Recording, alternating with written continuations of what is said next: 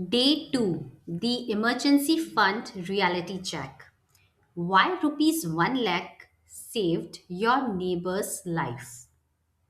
It's 2 p.m. on a Tuesday and your phone rings. Your mom is crying. She needs rupees 30,000 for an urgent dental root canal that can't wait.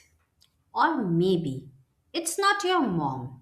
Maybe it's your car that breaks down and need rupees 25,000 in repairs.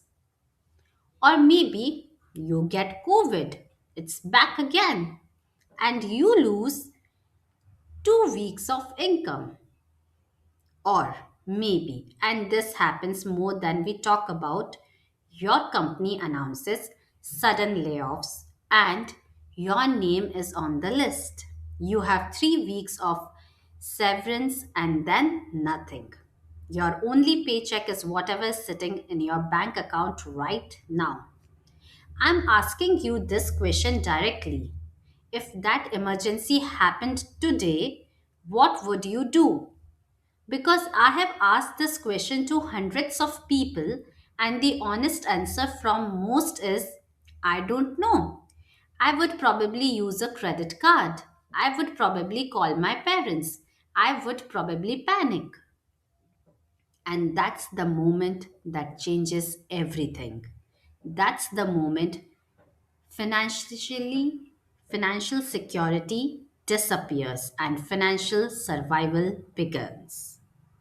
Let me repeat myself. That is the moment when financial security disappears and financial survival begins. Let's understand. Let me tell you about Rajesh.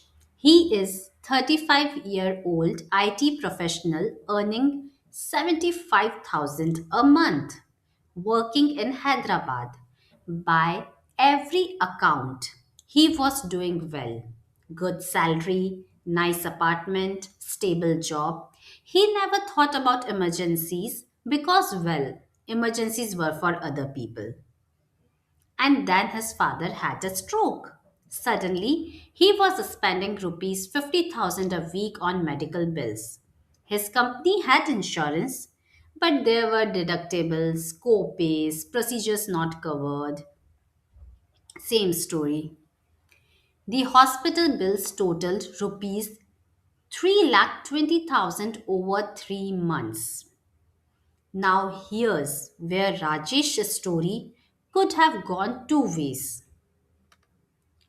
Way 1, he could have had an emergency fund of rupees 2 to 3 lakhs sitting in a liquid fund waiting for exactly this moment. He would have paid the bills without debt, without stress, without sacrificing his investment or his retirement. Way 2, he had zero emergency fund. So instead, he did what most Indians do. He borrowed 1,50,000 from his company's loan scheme. He borrowed 80,000 from his mother-in-law. He uses his credit card for rupees 60,000. 3 years later, he is still paying this off. Those medical bills created a chain reaction that derailed his entire financial life. The emergency wasn't the health crisis, the emergency was that he had no buffer.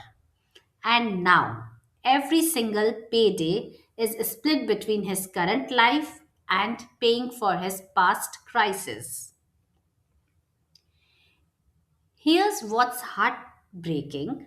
Rajesh could have prevented this entire situation if he had been saving rupees 3 to 5,000 a month into a liquid fund for past 5 years. He would have rupees 1,80,000 to rupees 3 lakh by the time his father got sick. The crisis still would have happened, but the financial devastation that would have been entirely different. So let me ask you again, what's your emergency fund right now? Be honest, zero, 10,000, 50,000. Because here's the reality in India that we don't talk about enough. You cannot trust the safety net that previous generations could trust. Your father's generation could rely on their company's pension, their joint family, their parents' wealth, their job security that lasted 30 years. That's mostly gone now. Companies lay off. Pensions are shrinking.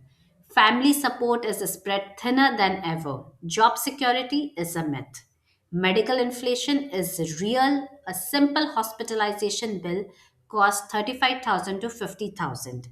Your car breaks down, your computer dies, a family member needs you. These aren't hypotheticals, these are certainties. The only question is when, not if.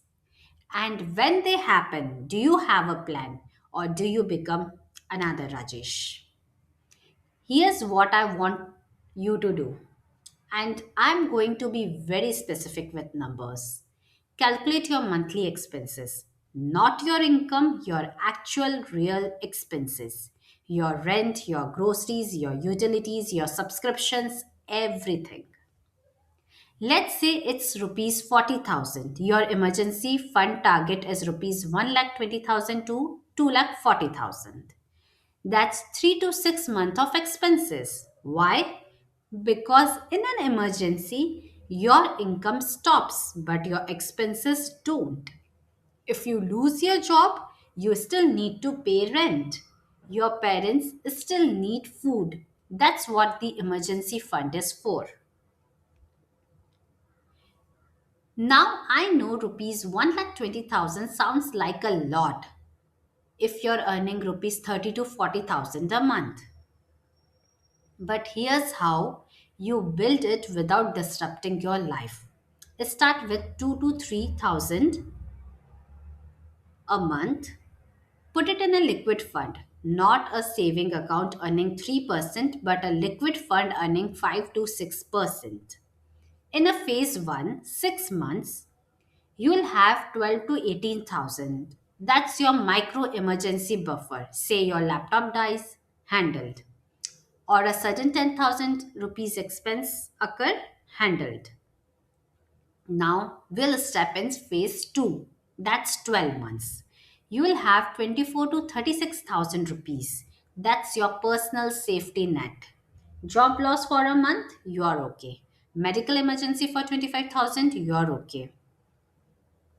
And then come the phase 3 of 24 months. You have 48 to 72,000. Now you can breathe a little. And if you keep going like this, and I hope you really do, by the end of year 3, you will have something around 72,000 to 1,08,000 rupees. Your parents know they can call you in a crisis. Your landlord knows you can pay even if your income stops. Your own peace of mind is restored. Here's the practice I want you to do this week. Sit down and calculate your real monthly expenses, not estimated, real. Track your bank statement for the last 3 months and average them out. Write that number down, then multiply it by 6. That's your target emergency fund. Now, and this is critical, do not panic. If it seems huge, it's supposed to seem huge right now, but remember, you don't build it overnight. You build it monthly as part of your salary allocation. This is not an optional nice to have. This is the difference between a crisis and a catastrophe. Rajesh just told me that last month that he finally finished paying off his father's medical debt. It took 3 years, he said. If I could go back and tell my younger self one thing, it would be start an emergency fund immediately. Not tomorrow, not when you get a raise, now. And that's the advice I'm giving you now. When your next salary credit, put rupees 2,000 to 5,000, whatever seems right to you, into a liquid fund before you think about anything else. That money is not for you, it's for your future self. The version of you that will face an emergency, and when it does, will open that fund and smile because past you had the foresight to prepare.